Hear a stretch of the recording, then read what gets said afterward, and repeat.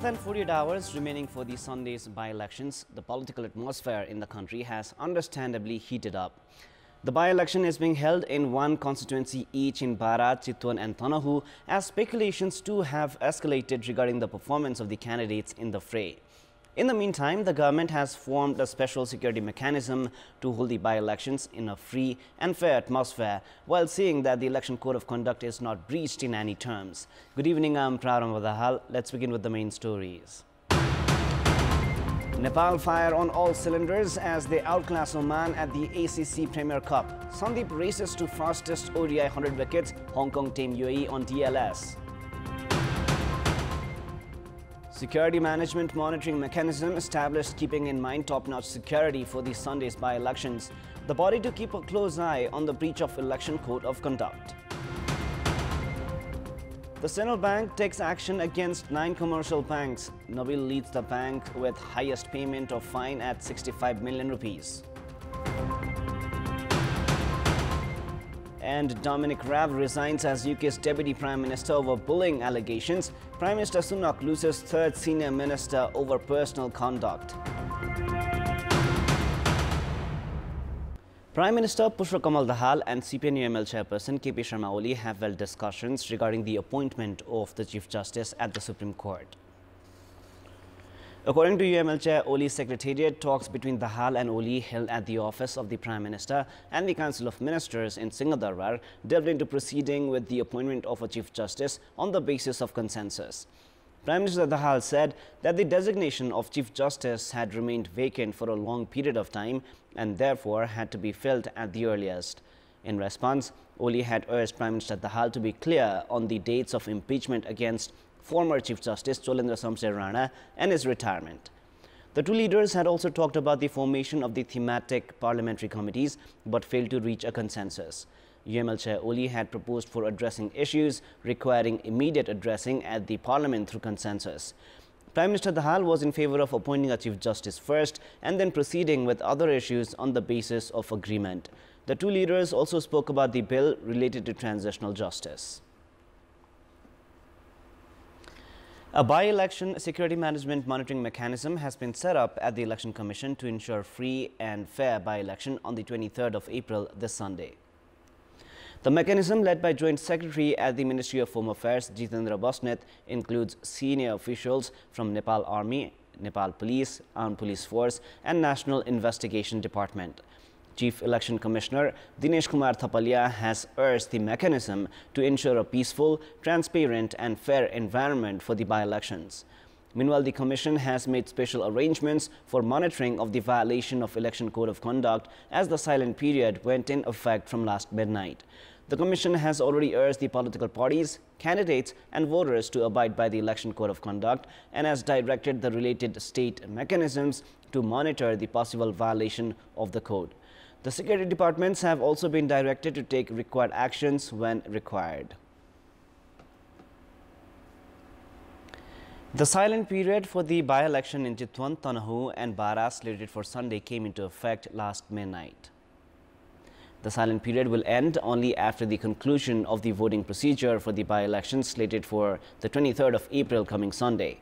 The political parties and candidates are barred from involvement in any form of promotion like election assembly, meetings, seminars or gatherings for the by-election. They are also prohibited from using social media for making vote appeals or making remarks against their competitors. Meanwhile, the election officers have taken the required resources to the voting centers and stations for Sunday's by-election. Nepal Rashtra Bank has taken action against 9 commercial banks. Of them, actions were taken against 6 banks for failing to correct their loan-to-deposit ratio. Credit and Commerce Bank, which has been merged with Kumari Bank, has been found of providing more than one package of soft loans to a single group against the guidelines. According to the Nepal Rashtra Bank, adequate loss management was not ensured in some loans while premium was increased against the regulations. It has been seen that Kumari Bank has provided soft loans to even those who were not qualified for the program, while amounts were received at interest rate higher than set for the fixed deposit accounts. Meanwhile, the Nepal Rashtra Bank has also warned about the approval of loans by the erstwhile Chief Executive Officer of NCC, Amrit Charan Shrestha, going beyond his jurisdiction. Rashtriya Banisa Bank has been fined 1 million rupees for violating the Money Laundering Prevention Act. Century Commercial Bank has been fined 28.4 million rupees for failing to maintain the CD ratio in the Nepali month of Shravan and Vadra. Nepal Bank has been fined 1,559,000 rupees. Agriculture Development Bank has paid 6.9 million rupees. Himalaya Bank has been fined 7.1 million rupees. Naval Bank has been fined 64.6 million rupees for failing to manage the loan to deposit ratio for the Nepali months of Shravan, Vadra and Assos, while Global Bank has paid a fine of 44.2 million rupees for the months of Vadra and Assos. According to the Nepal Rashtra Bank, if the commercial banks generate 100 rupees in deposits, they can only loan out 90% of the amount, which is 90 rupees. It is now time for our segment Public Pulse, where you text us with your opinion. Public Pulse. The question is, why have the senior leaders failed to abide by the election code of conduct? Your options are A. Abuse of power, B. Lack of accountability, and C. Helpless election commission. The voting is on. Type NEWS, select your option A, B or C and send it to 34001 to share your opinion with us. Public life has been affected after Nilkantha municipality of Dhading burned the waste of the market area. In the absence of a dumping site, the municipality has been disposing the waste near a road section of Chadu in the border with Siddhalek Rural Municipality. The thick smoke resulted by burning the waste has affected the public life and local traffic as well. Burning of the waste has also resulted in wildfire in the nearby forests. Despite several efforts, the municipality has not been able to extinguish the fire. It is now time for the international news.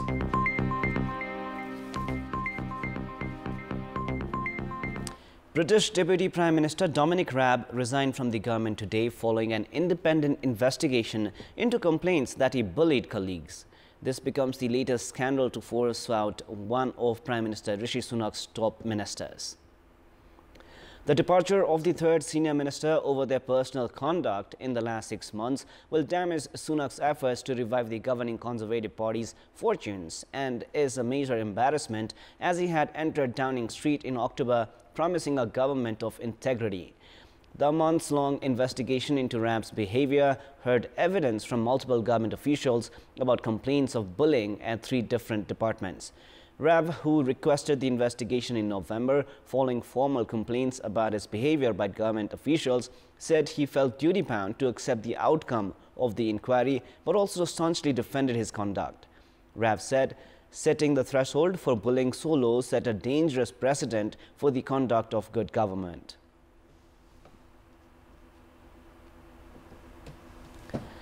Indian court has acquitted 69 Hindu cadres of murder of 11 Muslims during 2002 Gujarat riots.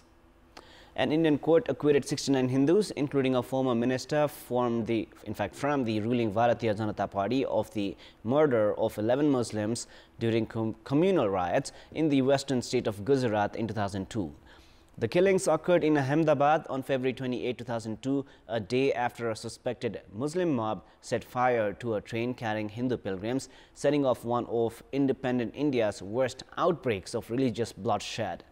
A total of 86 Hindus were accused of the killings in the Narodagam district of Ahmedabad, 17 of whom died during trial. All the accused were free on bail. Samshad Pathan, who represented the victims, said they would challenge the court's decision in a higher court. Those acquitted include Maya Kodnani, a former minister of Prime Minister Narendra Modi's Bharatiya Janata Party, who was a lawmaker at the time of the riots, former Bajrang Dal leader Babu Bajrangi, and Vishwa Hindu Parishad leader Jaideep Patel. Sports news. Host Nepal have thrashed Oman by 84 runs at the ACC Men's Premier Cup. After being put to bat in the match played at the Tribhuvan University cricket grounds in Kantipur, Nepal had a poor start and were reduced to 2 wickets without a single run. However, Kushal Malla scored 108 runs from just 64 balls. His innings included 9 fours and 10 sixes, while Sompal Kami remained unbeaten at 63 runs from 48 balls. Veem Sarki scored 33, Arif Sheikh added 29, skipper Rohit Paudel scored 23 in fact, while Karan Kesri remained unbeaten at 29 runs. Ayan Khan was the pick of the Oman bowlers with 2 wickets, while Bilal Khan, Kalimullah, Jisan Maqsood, Fayaz Bhatt, Akif Ilyas and Jatinder Singh shared a wicket each.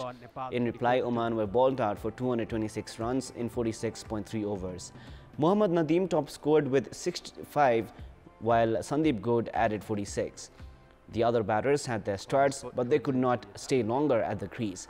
Karan Kessi and Sandeep Lamichhane picked 3 wickets each for Nepal. Dipendra Singh Aide had 2 scalps, while Lalit Rajvanshi had a wicket to his name. One just to maybe straighten a touch on road. Either way, he's been squared up and he has to depart. Sandeep Lamichhane. This could be gone. It is gone. Not even going upstairs. Look at the reaction from Arif Sheikh. He's not up. Doesn't. Sandeep Lamichhane has become the fastest bowler to 100 wickets in one-day international ODI cricket. Lamichhane reached the feat after trapping Adil Shafiq of Oman leg before in the 13th over in today's match under the ACC Men's Premier Cup. 100 ODI wickets are considered a great success in cricket. Lamichhane achieved this feat in only 42 matches. The record was previously held by Rashid Khan of Afghanistan, who collected 100 ODI wickets in 44 matches. Back then, Khan had bettered the record of Mitchell Starc of Australia. Lamichhane has also become the first Nepali bowler to reach 100 wickets in one-day international cricket. Lamichhane picked 3 wickets in the match today. He was the second fastest to 50 one-day internationals wickets behind Ajantha Mendes of Sri Lanka. Lamichhane made his one-day international ODI debut back in 2018 against the Netherlands.